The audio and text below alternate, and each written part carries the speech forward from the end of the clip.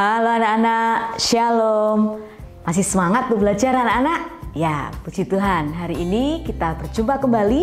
Kali ini dalam pembelajaran ilmu pengetahuan alam. Hari ini kita akan belajar tentang guna rangka.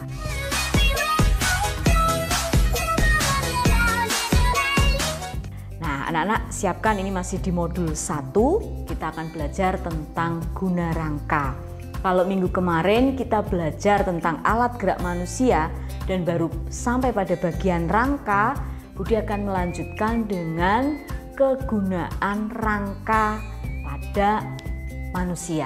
Apa saja? Mari kita simak bersama-sama.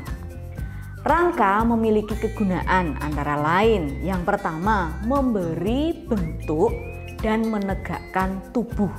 Coba anak-anak, bagaimana kalau tubuh kita ini tidak memiliki rangka?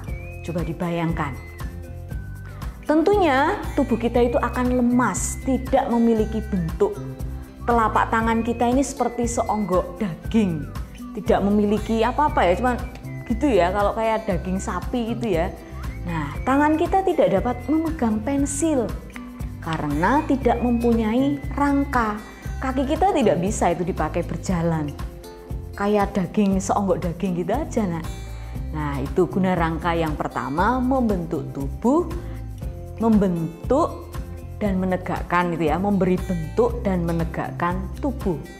Yang kedua, rangka itu berguna untuk melekatnya otot. Dalam kehidupan sehari-hari, otot kita kenal dengan istilah daging. Kebanyakan otot kita melekat pada rangka. Fungsi otot yang melekat pada rangka ini adalah untuk apa? Ayo, ada yang tahu? Fungsi otot itu untuk apa toh? Ya, untuk menggerakkan tulang sebagai alat gerak aktif. Tanpa rangka ataupun otot, tangan dan anggota badan kita yang lain tidak dapat digerakkan.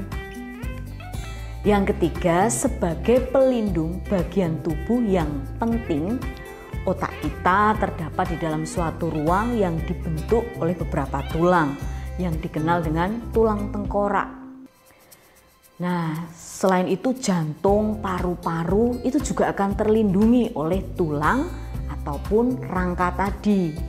Itu guna rangka. Jadi guna rangka sudah kita pelajari ya. Sekarang kita mau ingat-ingat alat gerak manusia yang baru kita pelajari adalah rangka. Nah, yang kedua alat geraknya adalah sendi. Nanti yang ketiga adalah otot. Sekarang kita ke bagian sendi. Rangka manusia merupakan alat gerak pasif karena hanya dapat digerakkan bila ada otot dan persendian. Sendi itu apa anak-anak?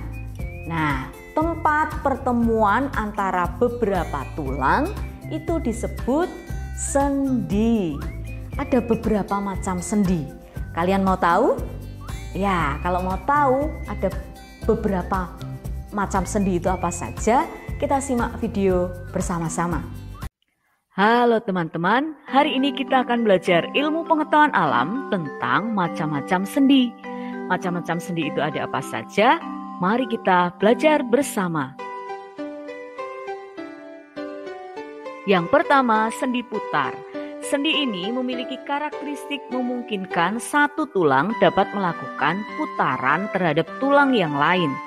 Contoh sendi putar, persendian yang terdapat pada tulang leher dan tulang tengkorak. Perhatikan gambar berikut ini.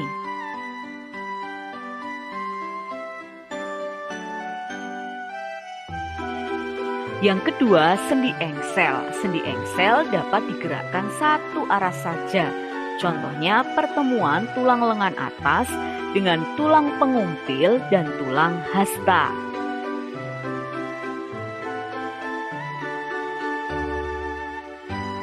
Yang ketiga, sendi peluru. Sendi ini dapat bergerak ke segala arah. Contohnya sendi pada tulang panggul dan sendi pada bahu. Yang keempat, sendi pelana dapat digerakkan ke dua arah. Contohnya tulang telapak tangan, kemudian tulang pada pangkal ibu jari. perhatikan gambar berikut ini. Yang kelima, sendi geser. Sendi ini memiliki karakteristik hanya dapat menggeser. Contohnya tulang pada pergelangan kaki.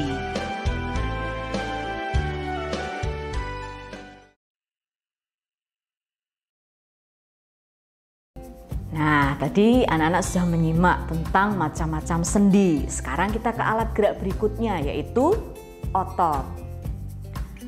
Otot merupakan alat gerak aktif karena dapat menggerakkan tulang. Ketika otot bekerja, otot akan membesar, memendek, dan mengeras. Kerja otot menyebabkan tulang tertarik sehingga kita dapat bergerak. Sekarang, macam-macam otot pada manusia itu apa saja? Yang pertama, otot polos, yaitu otot yang bekerja tanpa kesadaran kita.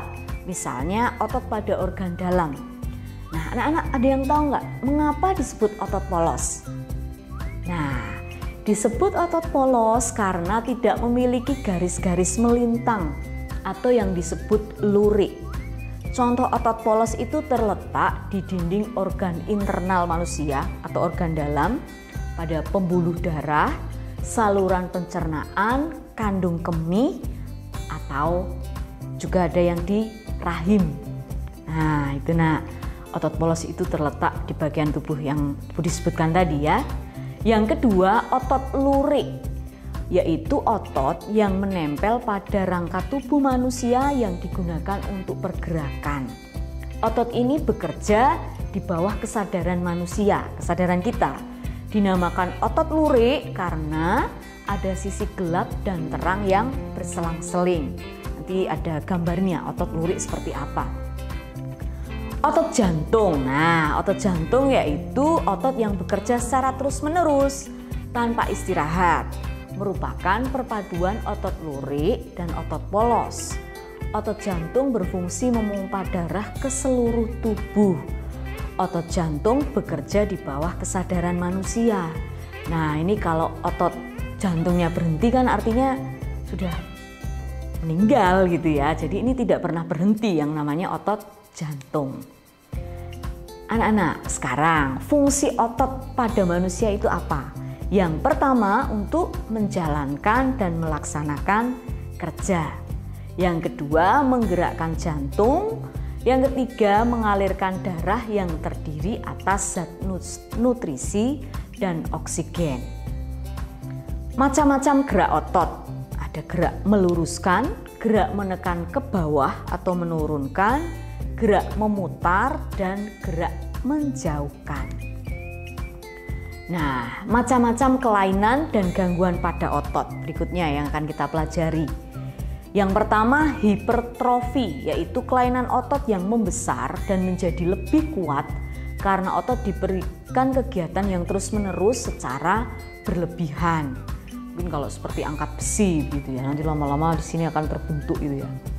Yang kedua, atrofi, kelainan otot yang mengecil, lemah, fungsi menurun karena penyakit yang dapat merusak sel saraf pada otot.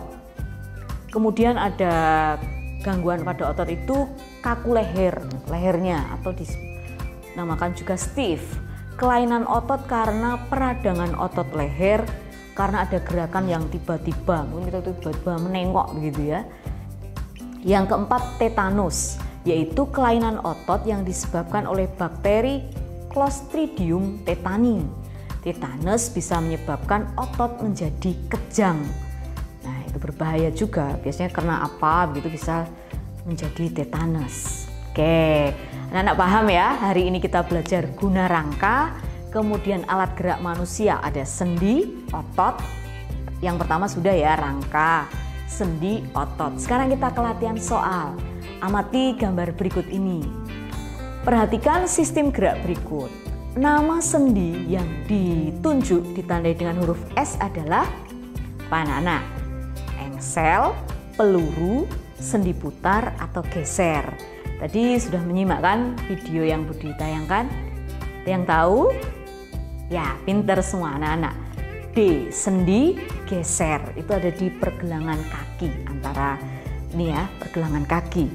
Soal yang kedua, kelainan otot karena peradangan otot leher akibat gerakan yang tiba-tiba disebut pasti bisa karena baru saja dijelaskan. Ya, pinter, jawabannya kaku leher atau stiff. Demikian anak-anak pembelajaran hari ini bersama Bu Dwi tentang guna rangka, kemudian alat gerak manusia, ada otot sendi dan kelainan pada otot atau gangguan pada otot. Mudah-mudahan kalian memahami, tetap semangat dalam belajar. Tuhan Yesus memberkati.